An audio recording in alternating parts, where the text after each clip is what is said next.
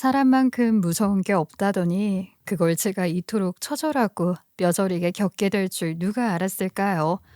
묻지마 범죄 같은 것들도 무섭지만 아는 사람, 그것도 믿었던 사람에게 당하는 배신만큼 처참한 것은 없는 것 같아요. 제가 당해보니 알겠더라고요. 사람이 얼마나 영악하고 잔인한지 또 사악한지 말이에요. 이렇게 치를 떨 정도로 끔찍한 일을 겪었던 거죠.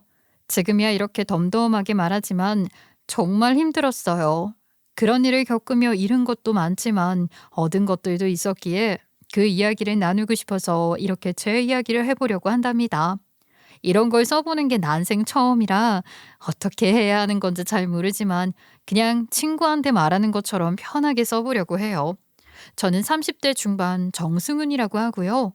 결혼한 지는 몇 년 됐는데 아이는 아직 없어요. 남편과는 흔히 말하는 결혼 정년기에 소개팅으로 만났고 만난 지 11개월 만에 결혼했어요. 연애 기간이 길지는 않았지만 연애를 하는 동안 서로에 대한 신뢰가 쌓인 사이였다고 할 수 있을 것 같아요. 남편도 저도 삶에 있어서 대화의 가치를 아주 중요하게 생각하는데 저희 둘 사이에 기본적으로 대화가 잘 통하고 웃거나 감동하는 포인트가 비슷했거든요. 그리고 무엇보다 함께 이야기하는 게 재밌었어요. 이런 사람이라면 평생을 살아도 지루하다거나 권태기 같은 걸 느낀다거나 그러지 않을 것 같았죠. 제가 연애를 좀 길게 하다가 헤어진 경험이 있거든요. 그때 참 여러 가지로 한멸감도 느끼고 그랬었어요. 오래 만난다고 결혼까지 가는 것도 아니라는 걸 그때 깨닫기도 했었고요. 그래서 짧은 기간 만났어도 오래 만났던 전 남자친구보다 더 잘 맞는다고 느꼈던 지금의 남편과 결혼할 결심을 할 수 있었어요. 남편과 저는 자란 환경도 비슷해요. 흔히 말하는 평균, 표준이라는 거 있잖아요. 아마 저희가 딱 거기에 해당하지 않을까 싶어요. 그런데 그 평균, 표준이라는 게 또 그렇게 어려운 거라는 것도 다들 아시죠? 비슷한 사람을 만나는 게 쉬운 게 아닌데 그런 면에서 서로에게 천생연분이라 생각하며 결혼했답니다. 짧게 연애하고 결혼을 해서 그런 걸까요?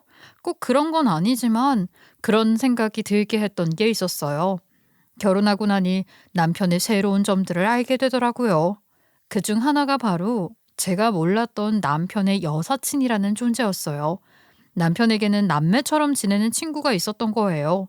여사친 느낌은 아니고 진짜 친남매 느낌이었는데 그 친구가 저랑 나이가 같았거든요. 남편보다는 한 살 어렸지만 학교를 일찍 들어가서 친구처럼 지내다가 크고 나서는 가끔 남편 보고 오빠라고 부르기도 한다더라고요. 아니, 그렇게 가깝게 지내는 여사친이 있다는 걸 왜 진작 말 안 했어? 우리가 짧게 연애를 했다고는 하지만 그래도 1년 가까이 만났는데 그 정도는 알고 있어야 하는 거 아니야? 게다가 나랑 나이도 같은 여동생 같은 친구면 얘기하기도 좋았을 것 같은데 진작 얘기를 하지 그랬어. 전혀 모르고 있다가 그런 사람 알게 되니까 좀 당황스럽더라.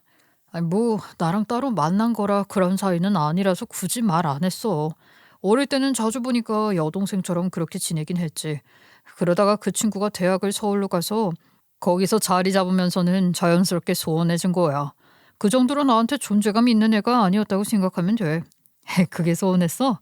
그래, 미리 얘기 못 해줘서 미안해. 남편과 저는 충남에 살고 있고 친정 시댁 다 충남인데다가 대학도 충남에서 나왔거든요.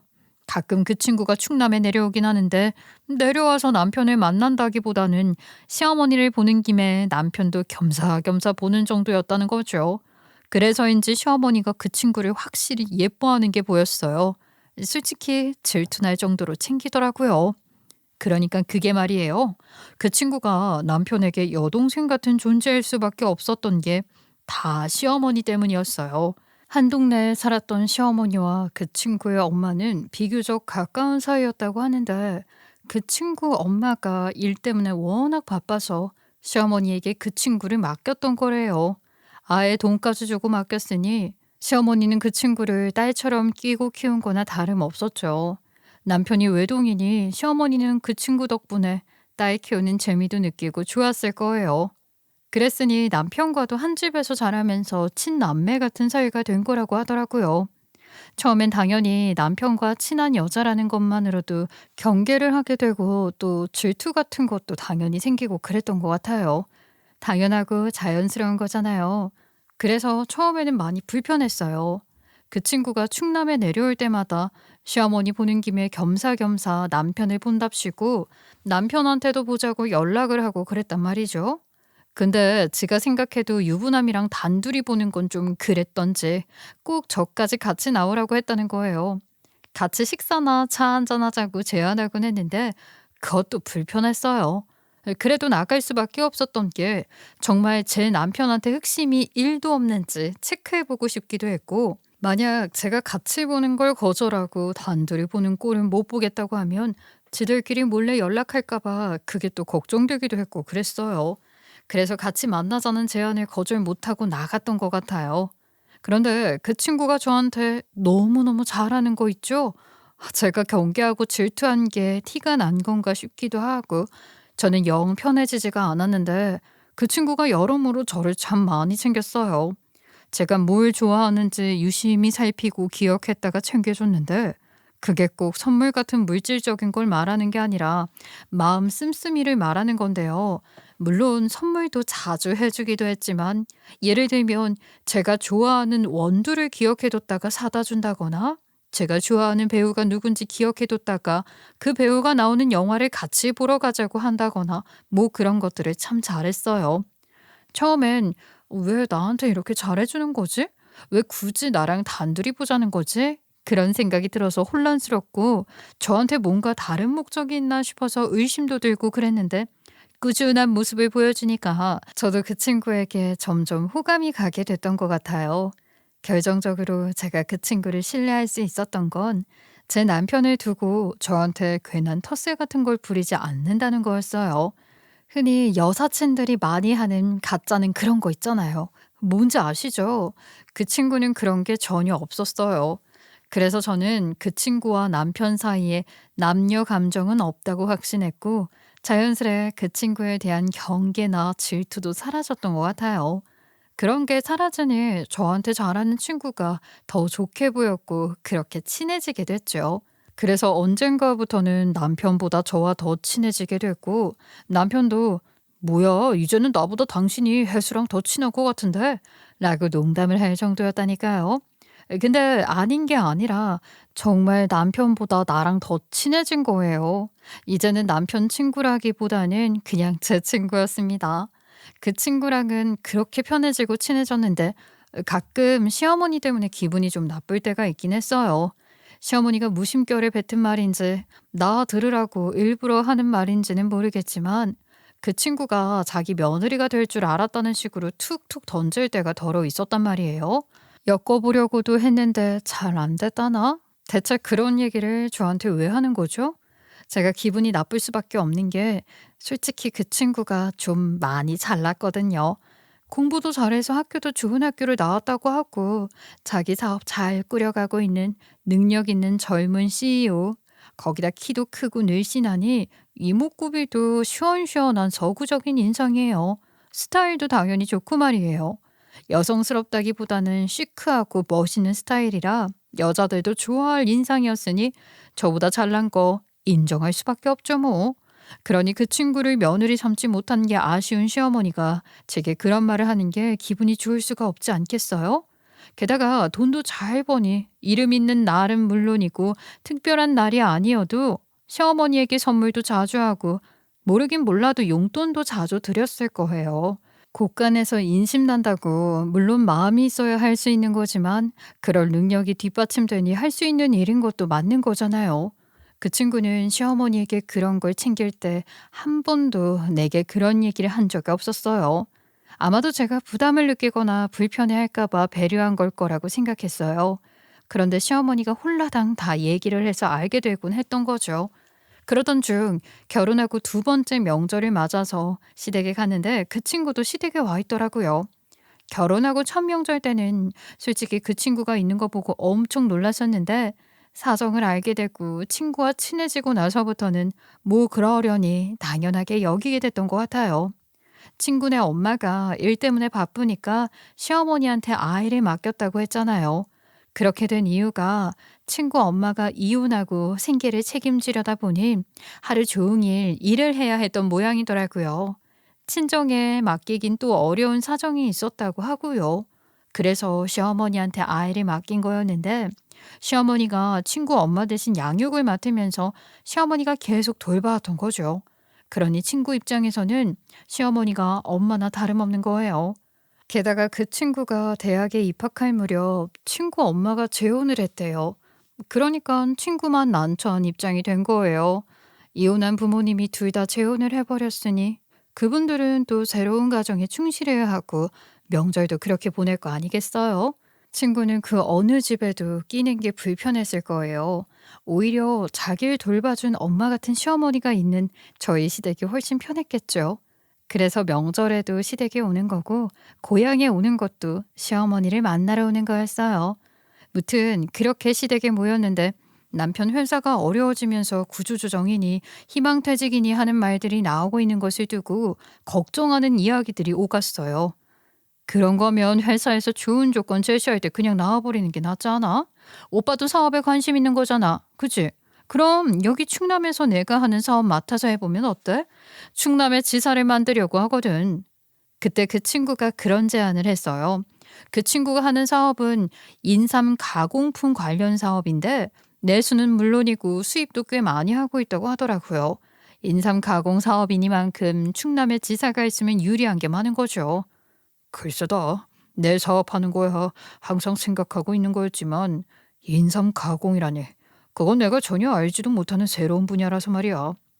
남편은 처음에는 걱정을 먼저 하더니 공부도 많이 하면서 차분히 준비를 하더라고요. 재무 관리를 하던 사람이니 사업에 대한 기본적인 이해는 있었고 인상 가공 사업에 대한 공부를 진짜 많이 했어요. 그렇게 남편이 본격적으로 그 친구와 일을 같이 하게 되면서 둘이 많이 가까워졌고 일주일에 한 번은 남편이 업무차 서울로 올라가곤 했죠. 그러면서 한동안 친구가 시댁에 내려오는 것이 좀 뜸하다 싶었는데 오랜만에 내려왔다고 시댁에서 보자고 연락이 왔더라고요. 그래서 반가운 마음으로 갔는데 시댁에 처음 보는 여자아이가 있었어요. 어머, 예쁘게 생겼네. 어머니, 이 예쁜 꼬마 아가씨는 누구예요? 처음 보는 애 같은데 말이에요. 응, 그게 동네 아줌마 소녀딸인데 봐줄 사람이 없다고 하도 그래서 내가 잠깐 봐주고 있는 거야. 어머님은 진짜 아이 돌보는 걸 좋아하시나 봐요. 친손주들도 돌보는 거 힘들다고 안 맡아주려는 부모님들도 많다던데 말이에요. 저희 부부가 아이 갖는 걸 자꾸 미루는 것을 갖고 아직까지는 본격적으로 잔소리를 시작하시진 않으셨는데 내심 못마땅해 하고 있다는 걸 알고 있었거든요. 그래서 그렇게 남의 집 아이라도 돌보시면서 소일거리 하시는 건 오히려 반갑다고 생각했어요. 하여간 그날도 남편도 퇴근하고 시댁으로 왔는데 그 친구랑 남편이 그날 대판 싸우게 된 거예요. 자세히는 모르겠지만 둘이 하도 소리를 지르면서 싸워서 대충 파악하기로는 새로운 시리즈의 제품을 내어놓으면서 남편은 제품의 질을 높이는 데 투자하자는 쪽, 그 친구는 패키징을 조금 더 고급스럽게 리뉴얼하는 데 투자하자는 쪽으로 의견이 첨예하게 엇갈리고 있는 것 같았어요. 그러면서 감정이 점점 격해진 친구가 남편에게 말실수를 많이 하더라고요. 오빠, 나 참, 오빠 정말 답답하다. 그러니까 회사에서 잘리는 거야, 알아? 뭐가 중요한지 그렇게 판단이 안 돼? 그리고 엄연히 내가 대표야? 내가 오빠 상사, 그것도 보스라고. 상사 비위도 하나 못 맞추는데 소비자가 원하는 걸 어떻게 한다는 건지 답답해서 정말. 남편 회사가 어려워지면서 남편이 잘릴까 봐 걱정했다고 했잖아요.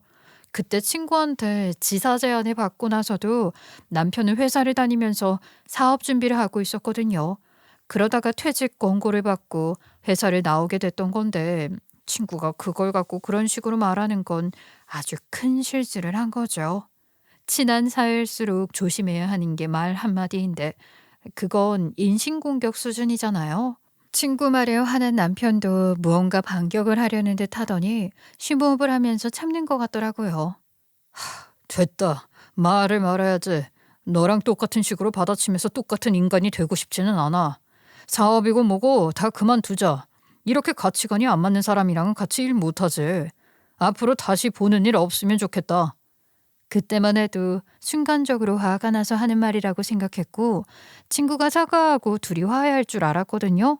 그런데 그 일을 계기로 둘 사이가 완전히 틀어지게 된 거예요. 그러면서 자연스럽게 그 친구랑 저랑도 연락을 안 하게 된 거죠. 친구는 저랑은 물론이고 시어머니와도 연락을 끊고 찾아뵙지도 않더라고요. 그건 그건데 시어머니는 그 친구한테 받던 물질 공세가 끊어지니 그걸 저한테 받을 작정인지 자꾸만 이것저것 요구하기 시작하는 거예요. 아니, 그걸 제가 어떻게 해드리냐고요. 어머님, 아무리 그러셔도 저희가 해드릴 능력이 안 돼요. 어머님도 잘 아시잖아요. 그이가 지금 그 사업 혼자서 계속해보려고 얼마나 아등바등하고 있어요. 이런 상황에서 어떻게 저희한테 해수 걔가 해드리던 걸 해달라고 바라실 수가 있으세요. 아유, 정말 너무하세요. 너무 서운해요, 어머님. 남편은 친구와 의절한 것과는 별개로 자기가 하던 인삼 가공 사업에는 애정이 남아 있었어요. 그래서 독립해서 그 일을 그대로 이어가기로 마음먹은 거죠.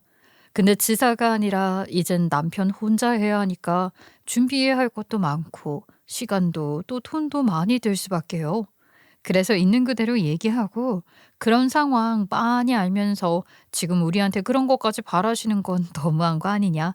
서운하다. 뭐 할 소리 다 했죠.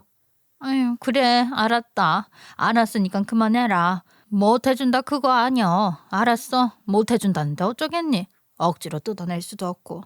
내 용돈 벌이는 내가 할 수밖에. 그때 그 동네 아줌마 손녀딸 말이다. 걔를 계속 봐줄까 싶어.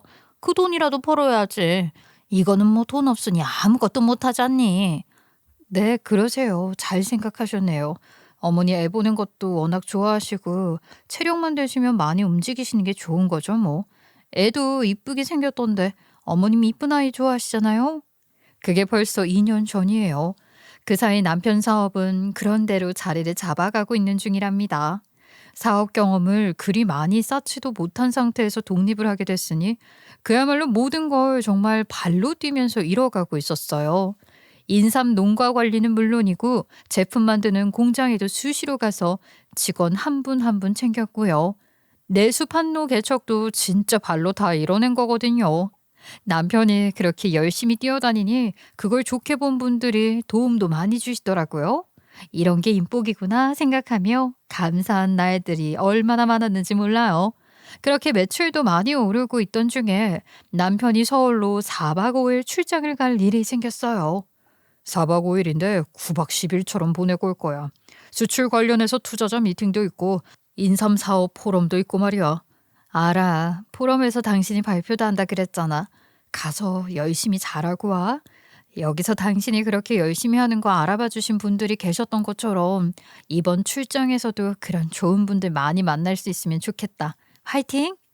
남편은 바쁜 일정 중에 사진도 틈틈이 보내고 밤에 숙소에 들어가면 영상통화도 하고 그러면서 자주 연락을 해줬어요. 그러다 4일째 되던 날이었는데 그날은 연락하기 어려울 거라고 남편이 그러더라고요. 오늘 드디어 포럼 있는 날이야. 발표 준비도 해야 하고 포럼장에서는 아무래도 전화하는 게 어려우니까 연락하기 어려울 거야. 연락 안 된다고 걱정할까 봐 미리 얘기해 주는 거니까 걱정하지 말고 있어. 알았지? 그래. 미리 얘기해줘서 고마워. 걱정 안 할 테니까 당신도 내 걱정하지 말고 발표 준비 잘해서 근사하게 잘하고 홀가분한 마음으로 연락해. 기대할게.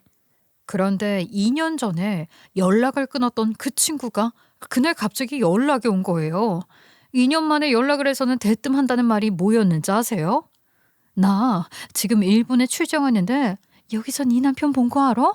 근데 너네 이혼했냐? 네 시어머니랑 다른 여자랑 그때 너네 시댁에서 봤던 그 여자애까지 같이 있던데? 얘 이게 대체 무슨 상황이니? 그게 무슨 소리야? 일본? 2년 만에 연락해서 잘 지냈냐는 말 한마디도 없이 너 무슨 소리를 하는 거니? 네가 뭐 잘못 본 거 아니야? 예, 내가 눈썰미가 얼마나 좋은데 그러니? 그리고 어렸을 때부터 봐온 사람들이 뭘 잘못 봐 잘못 보길. 기다려. 못 믿겠다 그러니까 내가 사진이라도 찍어서 보내줄 테니까. 그러면서 진짜 사진을 찍어 보내더라고요. 그 친구가 보낸 사진에는 정말로 시어머니와 그 여자아이가 찍혀 있었어요. 그래. 어머님이랑 그때 그 애가 맞네. 어머님이 걔를 봐주고 계시거든. 나한테 일본 간다는 말씀 없으셨는데 이게 무슨 일이지? 근데 거기 내 남편 사진은 없던데? 야, 이것도 얼마나 쫄면서 찍었는지 몰라. 들킬까 봐 말이야. 괜히 네 남편한테 들켰다가 무슨 소리를 들으려고? 어휴, 생각도 하기 싫다. 네 남편 얼굴이 찍힌 걸 꼭 봐야겠니? 어쨌거나 네 시어머니가 너한테 뭔가 속이고 있는 건 확실한 거 아니니? 이 상황에서 너는 어떻게 내 말을 안 믿을 수가 있어? 제게 아무런 말도 없이 돈 받고 돌봐주고 있다는 애까지 데리고 일본에 가 있는 시어머니가 이상하긴 했어요. 시어머니가 혼자 그렇게 했을 리가 없다는 생각이 들기도 했지만 그렇다고 무턱대고 남편을 의심할 수는 없었죠. 예, 지금 상황이 좀 이상한 건 사실이야. 분명히 이상하지. 그렇지만 2년 만에 뜬금없이 연락해서 이런 소리 하는 너보다 내 남편을 더 믿어 나는. 그게 당연한 거 아니니?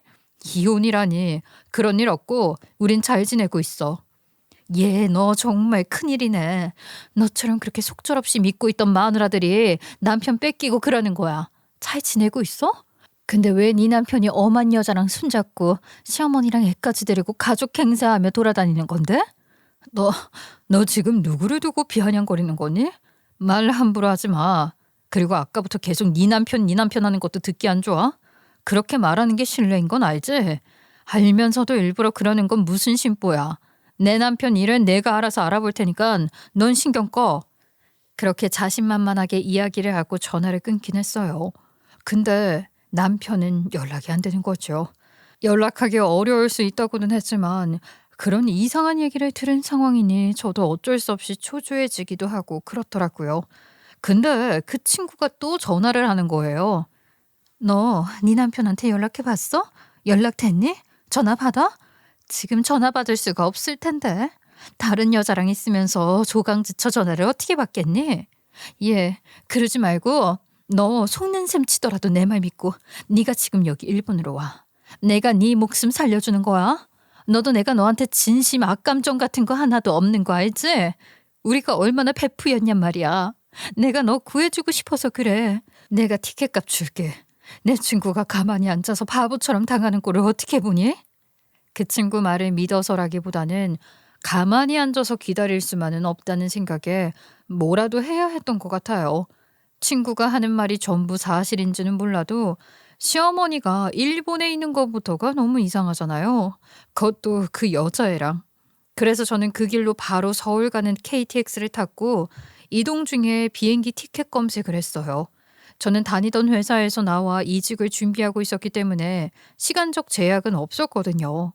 한창 일본 가는 항공편이 줄어들고 요금도 비쌀 때가 있었는데 그 사이 증편도 많이 됐더라고요. 다행이다 싶었죠. 예매할 수 있는 가장 빠른 시간의 티켓으로 샀는데 정말로 운이 좋게도 당일 예약할 수 있는 티켓을 찾았어요. 김포 하네다는 못 구했고 인천 나리타를 겨우 구했어요. 서울역에 도착해서 공항철도 타고 인천공항 도착하니 체크인 카운터를 딱 오픈했더라고요.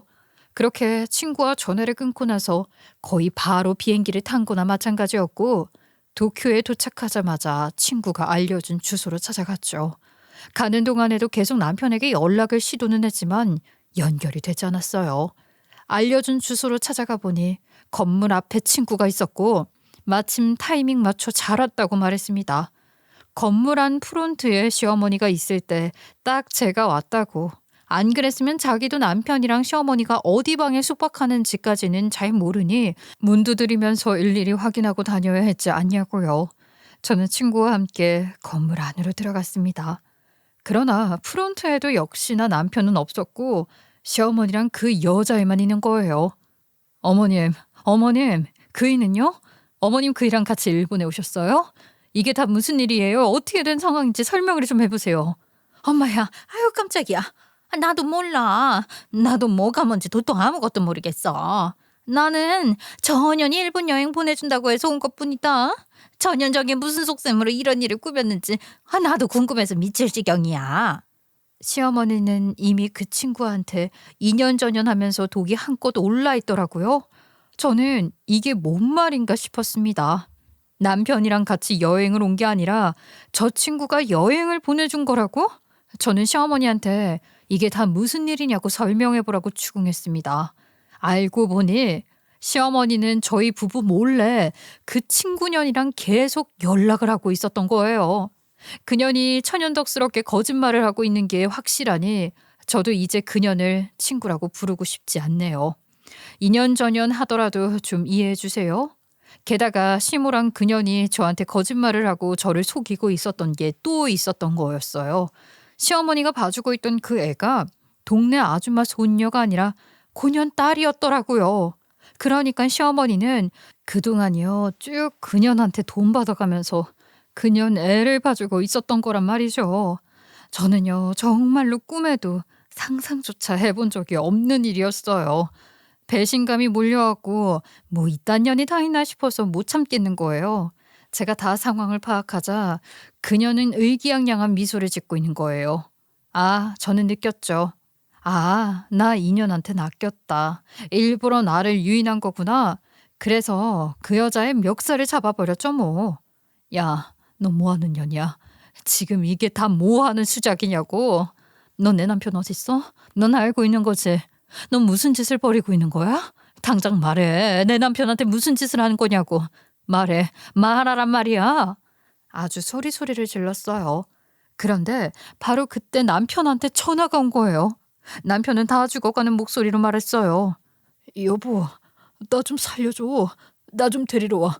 나 내가 왜 여기 있는 건지도 모르겠고, 아니, 나 아무것도 기억이 안 나. 도와줘. 휴대폰은 있는데 이것도 배터리가 다 돼서. 세상에, 당신 괜찮은 거야? 경찰에 신고해야 하는 거 아니야? 아니, 경찰에 신고할 정도는 아니야. 몸이 멀쩡한데, 근데 여기가 어딘지 뭐... 여보세요? 여보세요? 휴대폰 배터리가 나가버린 건지 남편에게서 걸려온 전화는 그렇게 끊어지고 말았고 다시 남편한테 전화를 했더니 전원이 꺼져 있다고 나오는 거예요. 남편이 있다는 곳으로 당장 달려가서 남편을 데려오고 싶은데 그럴 수가 없잖아요. 저는 일본에 있으니까요. 일본으로 올 때처럼 돌아가는 티켓을 당장 구해서 간다고 하더라도 시간이 걸리는 마당에 당장 갈 수 있는 표도 마땅히 없는 거예요. 당장 달려가지도 못하고 발만 동동 구르면서 초조하게 지새운 밤이었어요. 아마도 제 생애 가장 긴 새벽이었을 거예요. 그런데 생각할수록 화가 나는 거예요. 아니, 누가 봐도 그년이 덫을 놓은 거 아니겠어요? 그녀는 남편이 그런 상황에 처한 것까지 다 알고 있는 상태에서 일부러 저를 일본으로 꼬여낸 것이 틀림없었어요. 뭐? 네가 내 목숨을 구해줘? 미친. 내 목숨을 구한 게 아니라 내 남편을 잡으려고 작정을 한 거지? 네 인연이 작정을 한 거야, 그지? 너 대체 뭐 때문에 그러니? 너 이거 범죄야, 알아? 야, 너 진짜 무서운 년이구나. 제가 아무리 몰아세우고 심지어 개의 몸을 흔들어대도 모르쇠로 일관하면서 한마디도 안 하더라고요. 남편은 다시 연락이 되질 않았고 그 와중에 시어머니는 시어머니대로 난리를 치는 거죠. 이게 다 무슨 소리야? 내 아들이 뭐 어디 있다는 거야? 괜찮은 게 맞아? 어디 다친 데는 없대. 이상한 사람들한테 해코지 당해서 묶여있고 그런 거 아니냐고. 아유, 어머니 진정하세요. 다행히 남편이 다친 곳은 없대요. 내일 바로 한국 갈 거니까 좀 더 차분하게 마음 먹으세요. 확실해? 확실하냐고. 확실히 다친 데는 없는 거 맞아? 가뜩이나 정신 사나워 죽겠는데. 시어머니가 자기 아들 큰일 난 거 아니냐며 난리를 치는 통에 정말 돌아버리는 줄 알았어요.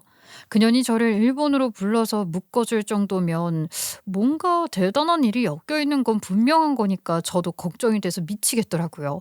그렇게 잠 한숨 못 자고 뜬 눈으로 밤을 꼬박 새웠고 제일 이른 시간 비행기를 타고 한국으로 돌아왔어요. 밤새 연락 두절이던 남편도 핸드폰 충전을 했는지 제가 공항을 빠져나오기 전에 다시 연락이 됐죠. 그리고 남편이 있다는 곳으로 갔더니 서울도 아니고 경기도 어디 구석에 처박힌 모텔방이더라고요. 몰라. 아무것도 기억이 안 나. 눈을 떠보니 여기 있었어. 당신한테 가까스로 전화를 했는데 배터리마저 나가고 그리고는 다시 정신을 잃었던 것 같아. 그리고 다시 깨어보니 아침이었어. 정말? 그렇게 아무것도 기억이 안 나? 어디까지 기억이 나는 거야? 포럼 발표는 한 거야? 음, 포럼을 잘 맞췄어. 발표한 것도 기억나고. 그리고 거기서 만난 사람들이랑 저녁을 먹으면서 술을 몇 잔 마셨는데 그리고는 바로 필름이 끊어져 버린 거야. 내가 지금 정말 미칠 것 같은 건 제일 중요한 투자자랑 만나기로 한 약속도 못 지키고 연락도 못한 상태고 결국 계약이 불발됐다는 거야. 좀 전에 없던 얘기로 하자는 문자 받았어. 내가 얼마나 공들였던 투자인데. 남편은 기어이 눈물까지 보이더라고요. 그동안 얼마나 고생했는지 알기에 남편의 눈물이 어떤 의미인지 저도 마음 깊이 공감할 수 있었어요. 그게 다 그년이 짜놓은 판인 것 같아. 나한테 말도 안 되는 거짓말까지 하면서 일본으로 불러낸 걸 보라고. 혹시라도 당신이 정신을 차려서 나한테 도움을 청할 수도 있으니까 그것마저 못하게 막으려고 그런 것 같아. 어느 투자자가 첫 미팅 약속을 연락도 없이 펑크낸 회사에 투자를 하겠어.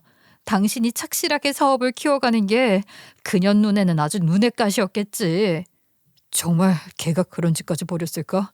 아니다. 걔라면 그러고도 남을 거다 싶다가도 아무리 어떻게 이런 짓까지 할 수가 있나 싶기도 하고 그래. 분명히 고년짓이야. 동종업계 경쟁사니까 눈에 불을 켜고 어떻게 해서든 투자 못 받게 하려고 별짓을 다 한 게 아니고 뭐겠어. 맞아. 내가 술 몇 잔에 필름이 끊어질 사람이 아니잖아. 분명 무슨 술을 쓴 게 틀림없긴 해. 근데 그걸 증명할 수가 있을까? 증거가 있어야 뭐라도 해볼 텐데 말이야. 남편이 전날 갔던 식당에 가서 CCTV도 봤는데 뭐 특별한 건 없었고 남편이 마신 술병에 증거가 될 만한 게 남아있을지도 모르지만 그게 뭔지 찾을 수도 없었고 이미 수거를 해갔다고 하더라고요.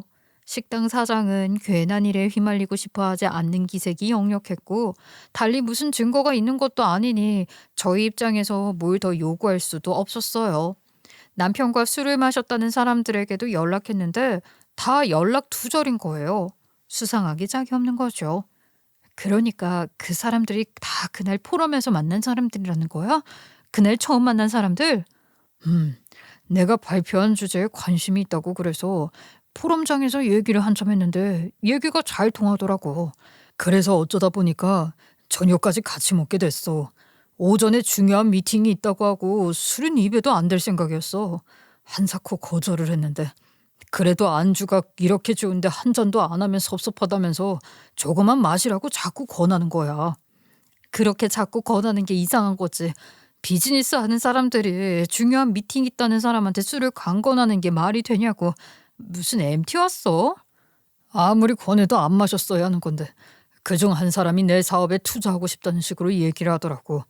투자자는 많으면 많을수록 좋은 거니까 너무 그렇게 딱 잘라 거절을 못 하겠는 거야. 그게 그렇게 되더라. 그래서 진짜 조금 마셨어. 근데 그 뒤로는 기억이 없어. 분명해. 그 사람들도 그년이 미리 다 심어놓은 사람들이야. 이걸 다르게 어떻게 설명하겠어. 그렇게 철저하게 모든 판을 다 짜놓고 혹시라도 남편을 도울 수 있는 나까지 일본으로 유인한 거 아니냔 말이야. 그리고 시어머니랑 지 애랑 일본으로 여행까지 가서 나를 불러들인 거고. 무서운 년? 그년 그거 완전 사이코패스 아니야? 아니지. 그녀는 지가 무슨 짓을 저지르는 건지 충분히 자각을 하고 있는 게 분명해. 그러니까 그녀는 소시오패스일 거야. 남편 사업이 잘 되는 꼴이 그렇게 보기 싫었던 걸까요? 이렇게까지 할 정도로요. 그런데 아무리 그래도 아직 투자 계약을 한 것도 아니고 남편 회사가 좋은 투자자와 미팅을 하는 걸 그년이 어떻게 알았을까 싶었는데 어이없게도 시어머니 입으로 다 분 거였더라고요. 내가 그년이 이런 미친 짓을 저지를 거라고 알고 그랬겠니? 나는 전혀 몰랐어.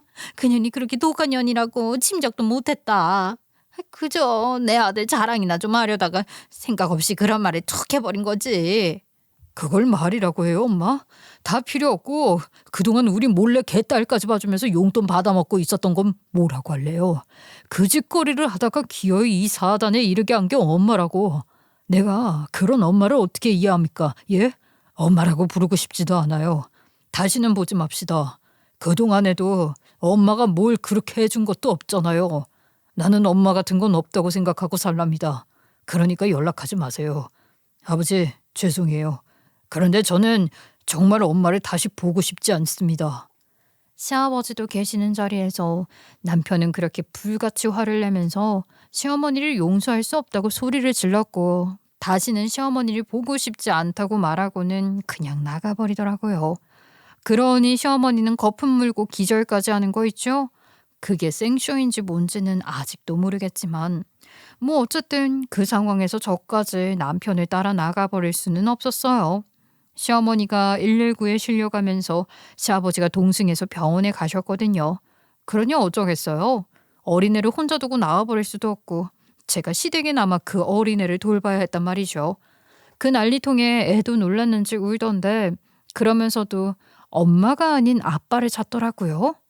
"얘, 너 아빠랑 연락을 하니? 아빠가 누구야? 아빠한테 전화할 수 있어?" 그랬더니 애가 지 핸드폰에 있는 사진을 보여주는데 어머 세상에 제가 아는 얼굴인 거예요. 이쯤에서 여러분 혹시라도 그 아빠가 제 남편이라고 생각하신 분 있다 없다? 분명히 있을 거예요. 그죠? 그런데 제가 이야기했잖아요. 저랑 남편 사이에 그 정도 신뢰는 있다고 말이에요. 그렇긴 했지만 사실 애같이 아빠 사진 보여준다고 했을 때 혹시라도 그게 제 남편일까 봐 심장이 조금 쫄리긴 했어요. 남편을 못 믿어서가 아니라 친구년한테도 이 정도 뒤통수를 맞을 거라고는 생각도 못 했던 것처럼 사람 일이라는 게 혹시 모르는 거잖아요. 무튼 제 남편은 아니었고요.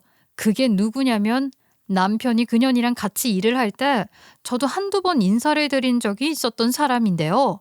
그년 사업 투자자라고 했던 분이었어요. 적어도 환갑은 훌쩍 지났을걸요. 게다가 유부남이었고 말이에요. 오호, 요것 봐라. 너 나한테 꼬리 하나 제대로 잡혔다 싶었죠.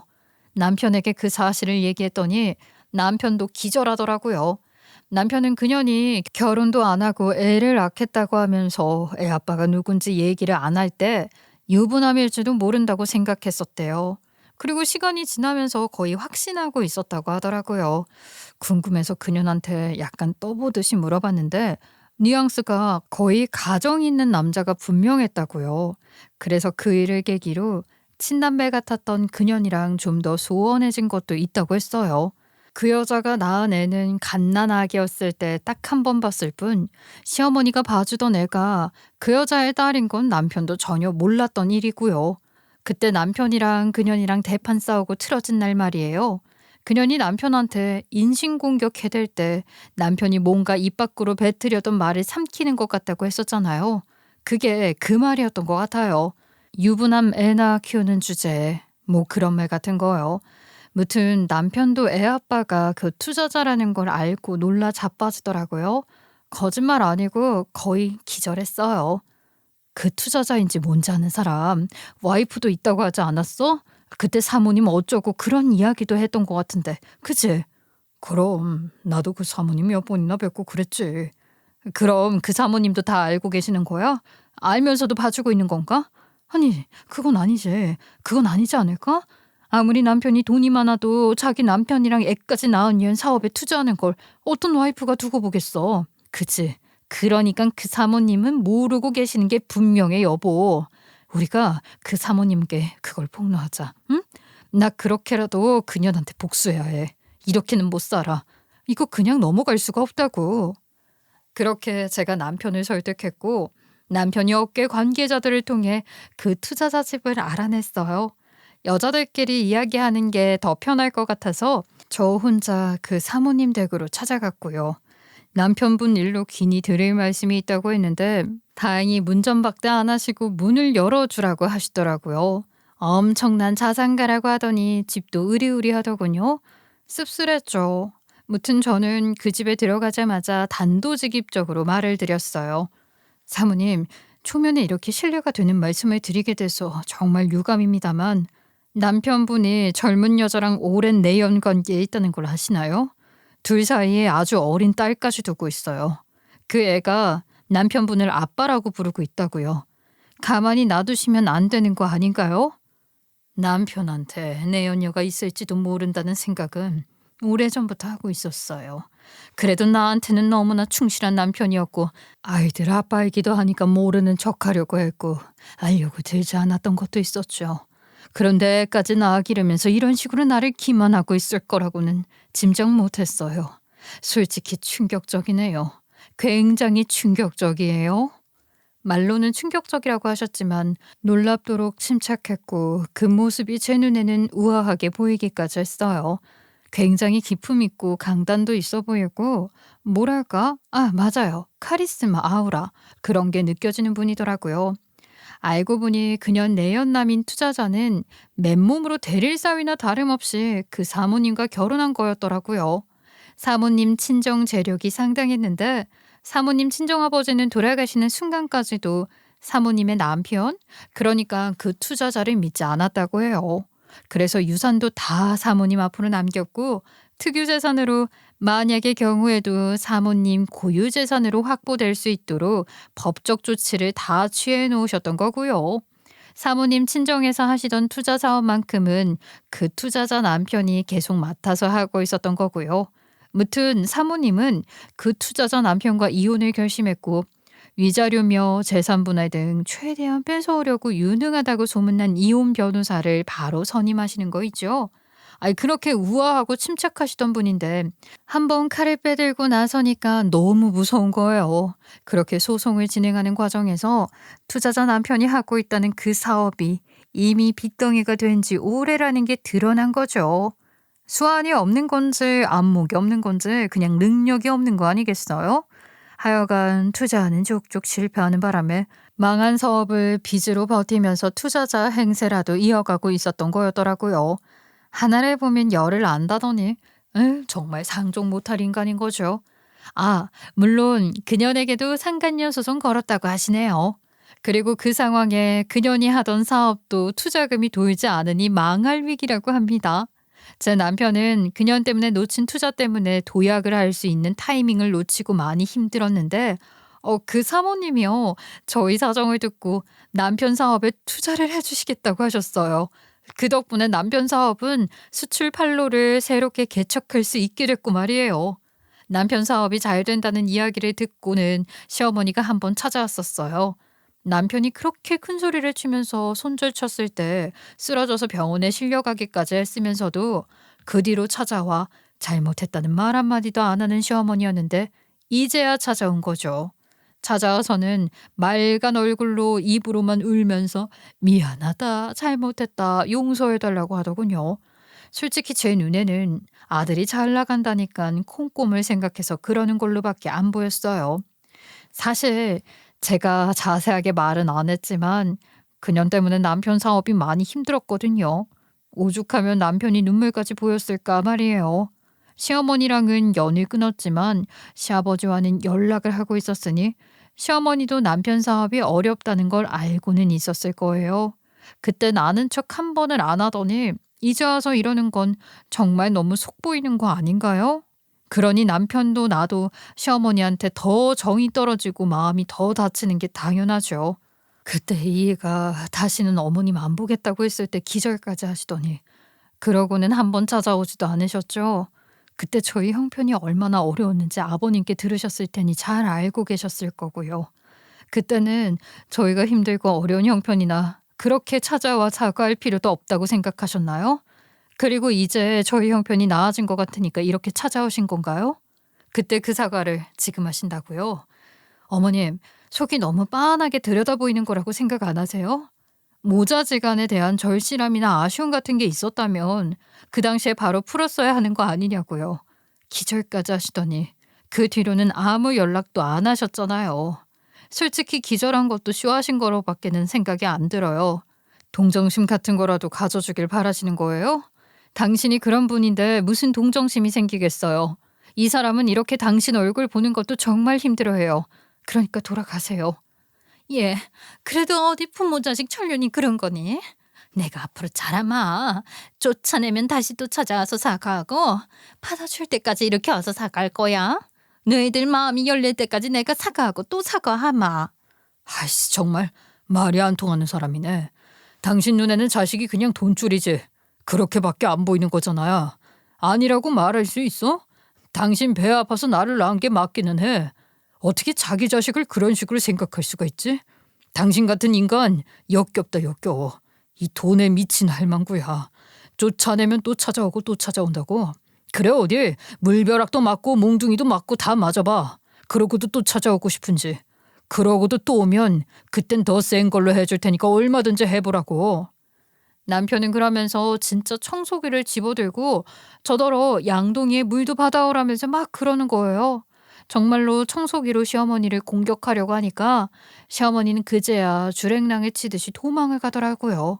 아, 그리고 그년도 찾아왔더군요. 아주 거짓골로 온 거예요. 그 스타일 좋던 애가 말이죠. 승은아, 오빠 나 좀 살려줘. 도와줘. 내 사업은 이제 남은 게 하나도 없어. 쫄딱 망했다고. 끝이야. 다 끝났어. 그 사람도 거짓골로 이혼당할 판이고 까딱 잘못하면 빚 못 갚아서 감옥 갈지도 모른대. 난 지금 그 사람 와이프한테 상간녀 위자료 물어줄 몇 촌도 없는 판인데 어린 딸 데리고 어떻게 살아. 그러니까 애를 봐서라도 좀 도와줘. 그 어린애가 무슨 죄가 있어? 걔는 아무 잘못도 없는 애잖아. 애. 엄마 잘못 만난 죄밖에 없는데 말이야. 예, 우리는 이제 시어머니랑도 연을 끊은 상황이긴 하지만 어쨌든 너한테는 엄마 같은 사람이고 시어머니도 너를 딸처럼 여기는데 가족 같은 사람들을 상대로 그런 짓까지 벌였던 애가 무슨 할 말이 있어서 우리를 찾아오니? 너한테 사업이 아무리 중요하다고 해도 그런 식으로 그건 범죄야 범죄. 그런 짓까지 벌여가며 추잡스럽게 끌고 가고 싶게 대단한 사업이었니? 그 사업 그것도 알고 보니 60 넘은 네 불륜남이 빚내서 투자하고 있었던 거라며? 참 처음부터 끝까지 가지가지 추잡스럽다. 내 남편은 너랑 인연 끊고 독립한 거지만 그래도 너네 거래처나 너네 영역은 아예 건드릴 생각도 안 했는데 너는 내 남편이 고생해서 이룬 것들을 그런 식으로 망가뜨릴 생각밖에 못했니? 남의 꽃밭에 불 질러놓고 너는 잘 살 줄 알았겠지. 그런데 그래도 세상에 정이라는 게 있긴 있나 보더라. 남의 남편이랑 애까지 낳아 살면서 빚으로 사업 버티면서도 돈 펑펑 쓰고 사는 네 삶은 뭐 그렇게 꽃밭이었냐? 정신 차려 이년아. 인생 그렇게 사는 거 아니야. 그래, 하고 싶은 말 있으면 다 해. 얼마든지 다 해. 나를 비난하고 싶은 만큼 하고 욕하고 싶은 만큼 해. 얼마든지 해도 좋아.